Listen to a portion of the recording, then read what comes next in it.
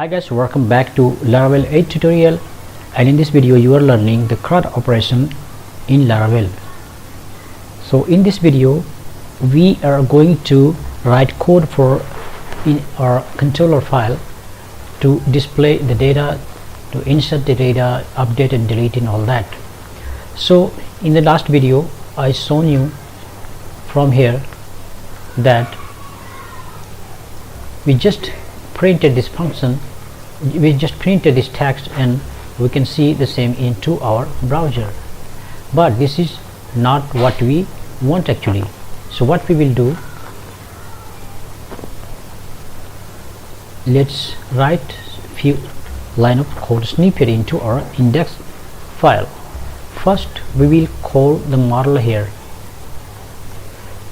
So this is our model that we have created before, this model file.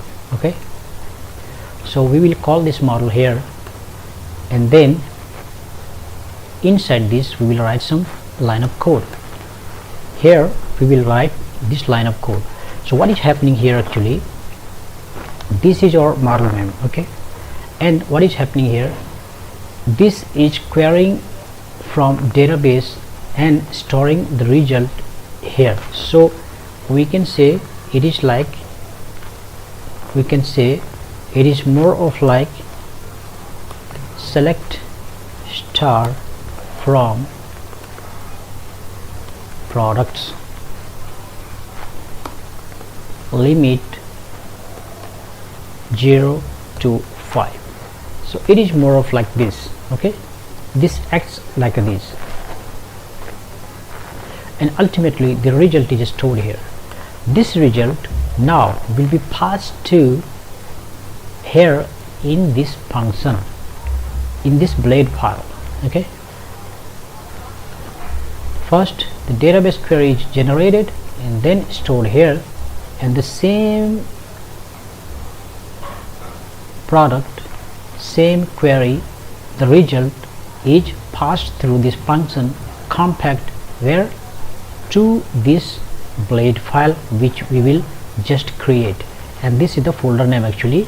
Under this folder name we will be creating this index file. Okay, so when I refresh this I get this error product because the name is already in use. Okay, so it's already being called actually automatically, so we don't need to call it specifically. In case that it's not being called automatically, in that case you have to call that model there.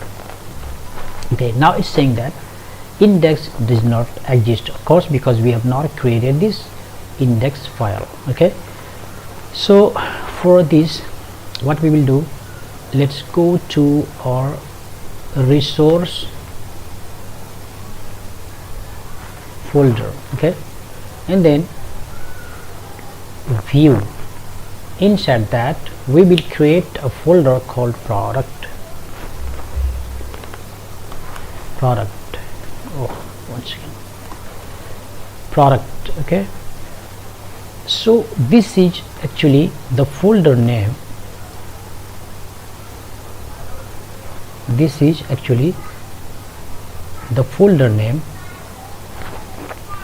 Here you are seeing, sorry, we have to name it products actually there.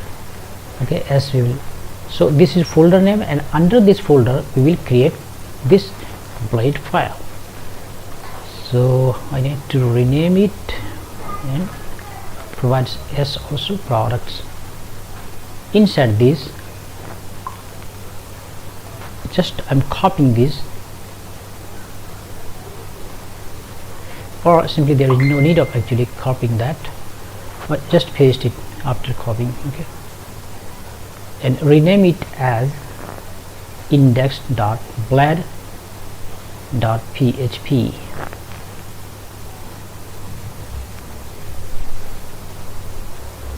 rename it, and got deleted.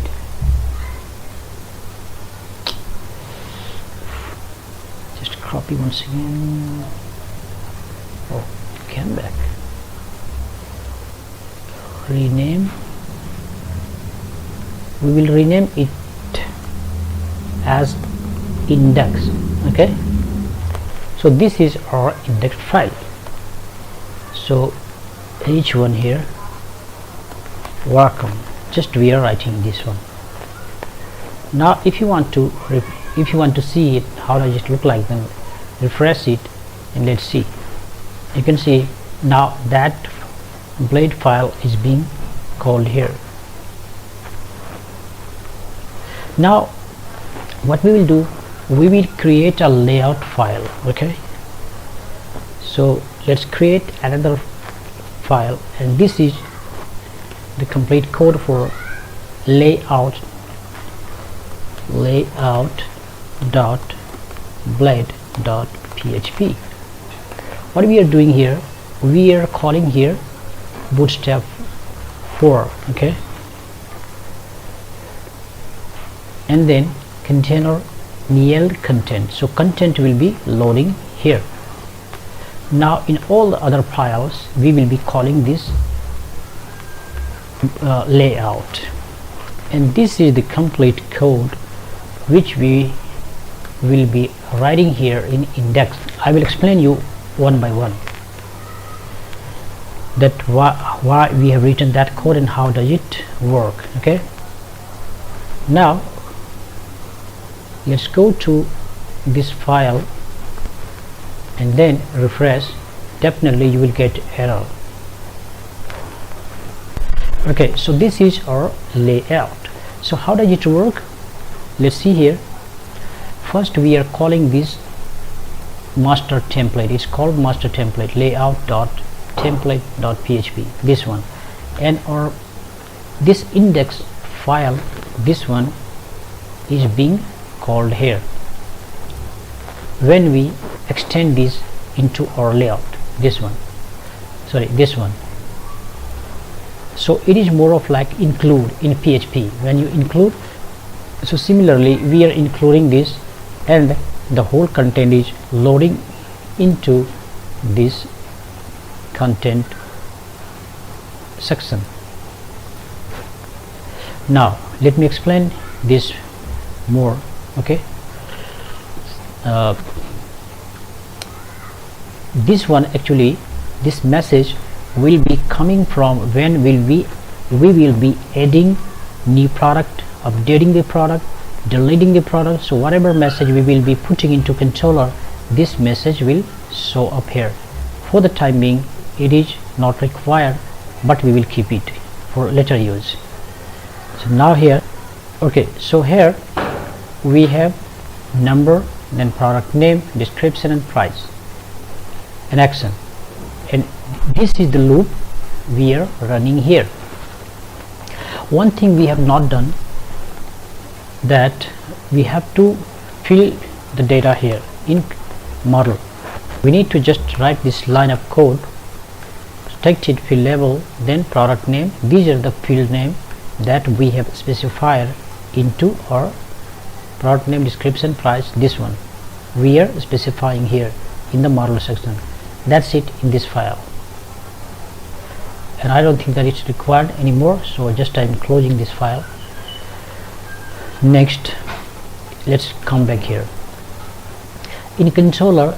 As I told you that it is coming like select a star from product table, so whatever data will be there in product table, it will come there and it will be passed here as an array. Same array will be passed into this index blade. Okay, now this data is passing to index blade. Now inside index blade you can see this products, same name is here, this products. Okay, so it is coming here. Now we are using for each, so this product we are getting the name, description and price one by one. Since we don't have anything in our database in the table, that is why it is not showing anything. But let's try to refresh and see what happens. So let's do one thing. For checking purpose, we will manually insert one data so that we can understand that okay, data is fetching from there. Later we will be route name, say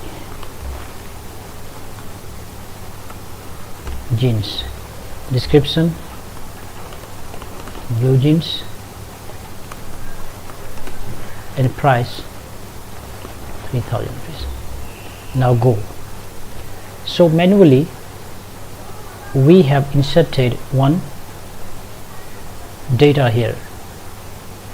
Now we will refresh and check whether the data is coming from there or not. You can see, wow, now it came properly. So you can now be sure that our function is working fine. So how it is coming, you can see. Once again, let me explain you so that you can understand it better. In product controller, the data is fetching from database. First, actually it is coming from this model that we have just closed. So it comes from model, and from the model it fetches the data from a table and stores here. It passes here, then once again it is the loop through which we are displaying this data. So that's it. In the next video we will be working on inserting a new data from browser itself, not from PHP My Admin. So when we will click here, then the form should come and user will fill the form and it will be inserted into database. So in this video, that's it. Now in the next video we will be working further. Thanks for watching. Bye bye.